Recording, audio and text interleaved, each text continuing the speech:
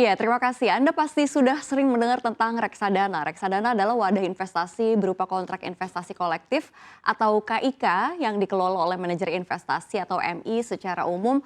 Berdasarkan jenis portofolio investasinya, reksadana ini terbagi menjadi 4 jenis. Kali ini kita akan membahas tentang reksadana pendapatan tetap yang katanya instrumen investasi yang bikin hati tenang. Apa iya? Selengkapnya kita akan bahas dalam reksadana pendapatan tetap versus reksadana terproteksi. Mana yang lebih aman? Kita lihat slide yang pertama. Ya, bagi sobat yang ingin berinvestasi di produk pasar modal tetapi menghindari resiko tinggi, maka RDPT dapat menjadi salah satu alternatif pilihan yang cocok.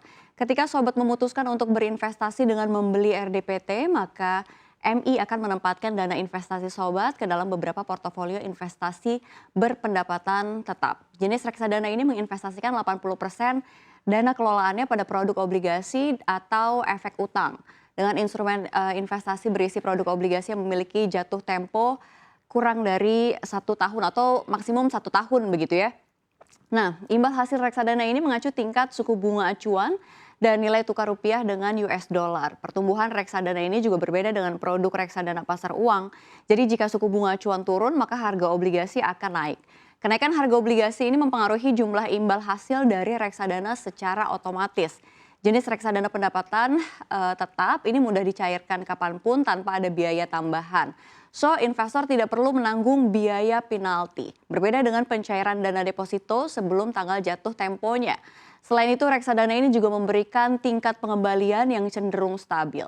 Lalu kita lihat slide yang berikutnya. Kalau kita lihat ya, keuntungan RDPT. Kalau kita lihat yang pertama potensi keuntungan sebuah produk investasi ini tentunya berbanding lurus begitu ya dengan tingkat resikonya. Hal tersebut juga berlaku untuk RDPT. Imbal hasil atau return pada RDPT ini sekitar 7% sampai dengan 8% per tahun. Bahkan jika dirata-ratakan ini mampu mencapai 9% per tahun. Imbal hasil reksadana bebas pajak, tidak seperti bunga deposito yang kena pajak PPh sebesar 20%. Dapat dicairkan atau ditarik sewaktu-waktu pada hari bursa dan tentu saja keuntungan investasi ini diawasi dan diatur oleh OJK. Lalu bagaimana dengan reksadana terproteksi? Kita akan bahas di slide berikutnya. Ya, reksadana terproteksi atau dikenal dengan Capital Protected Fund atau CPF ini merupakan jenis reksadana yang memberikan proteksi atas nilai investasi awal apabila pemegang unit penyertaan pemegang reksadana tersebut hingga tanggal jatuh tempo melalui mekanisme pengelolaan portofolio investasi. Secara periodik, ini reksadana terproteksi juga melakukan pembagian hasil investasi dalam bentuk dividen. Aturan main tentang produk reksadana terproteksi sudah diatur oleh pihak otoritas jasa keuangan. Salah satu poin pentingnya adalah bahwa reksadana akan memproteksi 100% nilai pokok investasi pada saat jatuh tempo dengan jangka waktu investasi yang sudah ditentukan. Jadi secara kebijakan, reksadana terproteksi pada dasarnya hampir sama dengan reksadana pendapatan tetap, yaitu menempatkan sebagian besar portofolio investasinya pada instrumen surat utang. Perbedaannya terletak pada cara mekanisme pengelolaannya. Manajer investasi reksadana terproteksi ini membeli surat utang dan menahannya hingga jatuh tempo atau hold to maturity begitu ya. Sementara reksadana pendapatan tetap mengelolanya secara aktif dan jika diperlukan bisa melakukan jual beli atau trading. Karena mekanisme pengelolaan dengan cara membeli surat utang dan memegangnya hingga jatuh tempo itulah, maka proteksi terhadap investasi awal dapat dilakukan. Tentu saja dengan catatan bahwa perusahaan yang menerbitkan surat utang tersebut tidak mengalami gagal bayar. Namun jika skenarionya terburuk terjadi di mana perusahaan penerbit surat utang mengalami gagal bayar, ini maka investor tetap bisa kehilangan pendapatan dividen atau nilai awal investasinya. Untuk itu investor perlu lebih memahami lagi karakteristik dan resiko reksadana terproteksi. Lalu kita lihat seperti apa karakteristiknya, kita lihat ke slide berikutnya. Ya, ini kalau kita lihat ya, karakteristiknya ini ada masa dan unit terbatas. Berbeda dengan reksadana konvensional, ini penawaran reksadana terproteksi sifatnya terbatas baik untuk nominal yang bisa ditawarkan maupun periode penawarannya.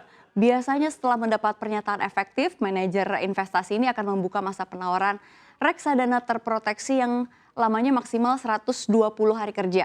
Terkait jumlah unit penyertaan, biasanya juga disesuaikan dengan ketersediaan surat utang yang menjadi tujuan investasinya.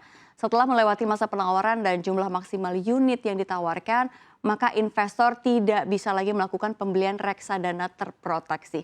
Lalu berikutnya adanya jatuh tempo.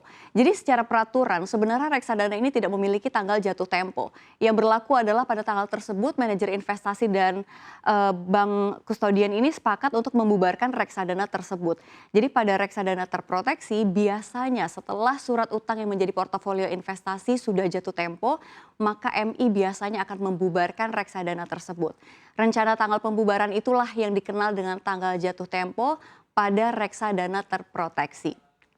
Umumnya tanggal pembubaran reksadana terproteksi ini bersamaan atau selisih beberapa hari saja dengan tanggal jatuh tempo surat utangnya. Lalu yang ketiga adanya indikasi return. Ya, berbeda dengan reksadana konvensional, reksadana terproteksi diperbolehkan memberikan indikasi atau perkiraan imbal hasil atau return.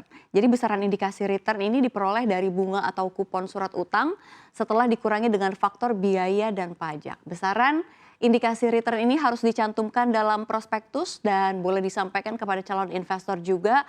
Namun tetap harus dijelaskan bahwa terdapat resiko-resiko dalam investasi di reksadana terproteksi. Namun selain beberapa karakteristik tadi ada 3 hal yang bisa dilihat begitu ya untuk ada ternyata mendatangkan kerugian bagi reksadana terproteksi. Apa saja kita lihat slide berikutnya. Ya kalau kita lihat ada beberapa kerugian nih reksadana terproteksi. Yang pertama turunnya harga obligasi akibat penerbit obligasi gagal melunasi utang obligasi. Lalu berikutnya ada tindakan investor yang mencairkan dana investasi sebelum jatuh tempo saat harga obligasi di bawah harga pembelian. Biasanya ini investor sedang butuh dana atau membuat alokasi investasi di tempat lain. Lalu berikutnya ada pergerakan aset lain selain obligasi seperti pasar uang dan juga saham sehingga nilai imbal balik investasi ini tergantung dari unsur lain tersebut.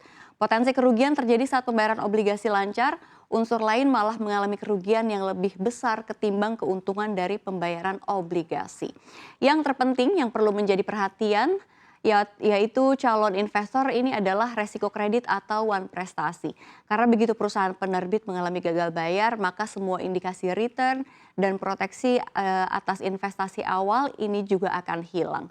Jadi itu tadi pemirsa perbedaan pada instrumen investasi reksadana, ini mana yang lebih cocok untuk Anda. Baiknya konsultasikan dulu ke ahlinya dan yang terpenting disesuaikan dengan profil keuangan Anda.